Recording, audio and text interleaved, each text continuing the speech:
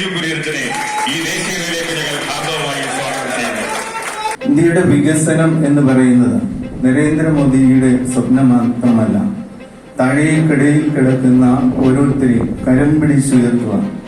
കാണപ്പെടുന്ന സഹോദരനെ സ്നേഹിപ്പാൻ കഴിയാത്തവനും കാണപ്പെടാത്ത ദൈവത്തെ ഒരിക്കലും സ്നേഹിക്കാൻ കഴിയും. ഞാൻ എപ്പോഴും അഭിമാനിക്കുന്ന ഒരു കാര്യമാണ്, ഞാനൊരു ഭാരതത്തിലെ പൗരനായി ഞാൻ ജനിച്ചു എന്നത്.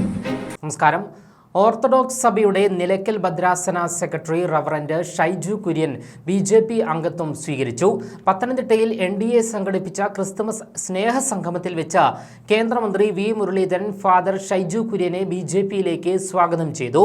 പത്തനംതിട്ടയിലെ പ്രമുഖ അഭിഭാഷകൻ മാത്യൂസ് മാടത്തേത്ത്, വ്യവസായി മനോജ് കല്ലുകളം എന്നിവരടക്കം ന്യൂനപക്ഷ സമുദായത്തിൽപ്പെട്ട 47 പേരാണ് BJP അംഗത്വം സ്വീകരിച്ചത്. മുതിർന്ന അഭിഭാഷകനാണ്. ഭാരതീയ ജനതാ പാർട്ടിയുമായി അഭേദ്യമായ ബന്ധം പുലർത്തി 2019 മുതൽ പ്രവർത്തിക്കുന്ന മാത്യൂസ് മാടത്തേത്തിനെ പാർട്ടിയിലേക്ക് ഹാർദവമായി സ്വാഗതം ചെയ്തു. അടുത്തതായിട്ട് റവറന്റ് ഫാദർ ഷൈജു കുര്യനച്ചൻ മലങ്കര ഓർത്തഡോക്സ് സഭയുടെ നിലയ്ക്കൽ ഭദ്രാസന സെക്രട്ടറിയാണ്. ഭാരതീയ ജനതാ പാർട്ടിയുടെ നിരവധി പ്രവർത്തനങ്ങൾക്ക് നേതൃത്വം നൽകുന്ന റവറന്റ് ഫാദർ ഷൈജു കുര്യച്ചനെ ഈ ദേശീയതയിലേക്ക് ഞങ്ങൾ ആദ്യമായി സ്വാഗതം ചെയ്യുന്നു.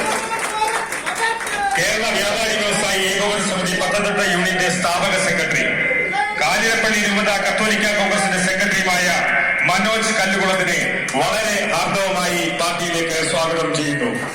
അതുപോലെ അനു മോഹൻ വലിയ വീട്ടിൽ കോഴഞ്ചേരി, ജെറിൻ ജേക്കബ് വർഗീസ് കൊണ്ടൂർ കവിയൂർ,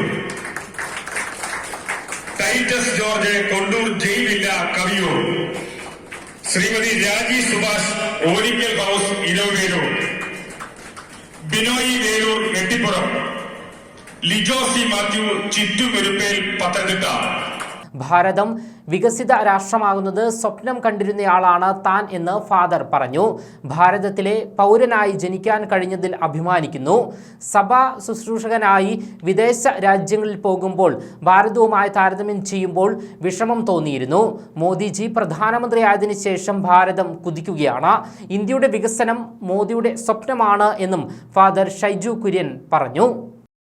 ഒരു സ്വർഗീയ ഗാനമാണ്.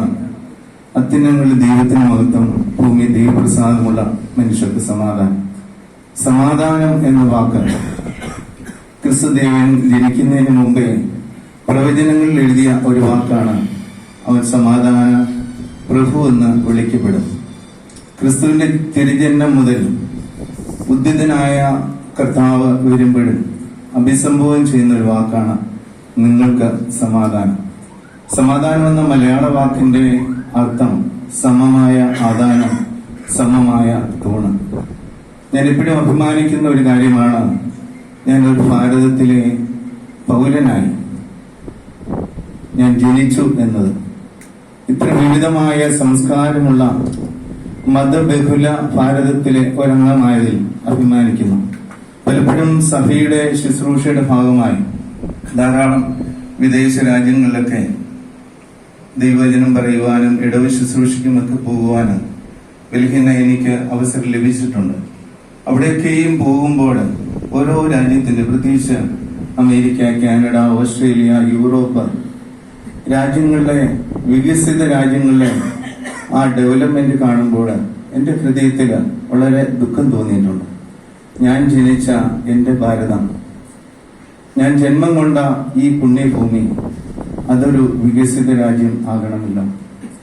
ഇപ്പോൾ ഭാരതത്തെ നയിക്കുന്ന പ്രധാനമന്ത്രി, ഏറ്റവും ആരാധ്യനായ മോദിജിയുടെ വലിയ സ്വപ്നമാണ് ഇന്ത്യ വികസിത രാജ്യം ആകണം. 1947 ഇന്ത്യ സ്വതന്ത്രമായെങ്കിൽ 47 മുതലുള്ള ചരിത്രം പരിശോധിക്കുമ്പോൾ കഴിഞ്ഞ ഒരു 10 വർഷത്തെ ഇന്ത്യയുടെ ഡെവലപ്മെന്റ് ചരിത്രം അറിയാവുന്നവർ ഇവിടെ ധാരാളം മാധ്യമ സുഹൃത്തുക്കളുണ്ട്. നമ്മൾ പരിശോധിക്കുമ്പോൾ ഇന്ത്യയുടെ വികസനം എന്ന് പറയുന്നത് നരേന്ദ്രമോദിജിയുടെ സ്വപ്നം മാത്രമല്ല, താഴേക്കടയിൽ കിടക്കുന്ന ഓരോരുത്തരെയും കരം പിടിച്ചുയർത്തുക.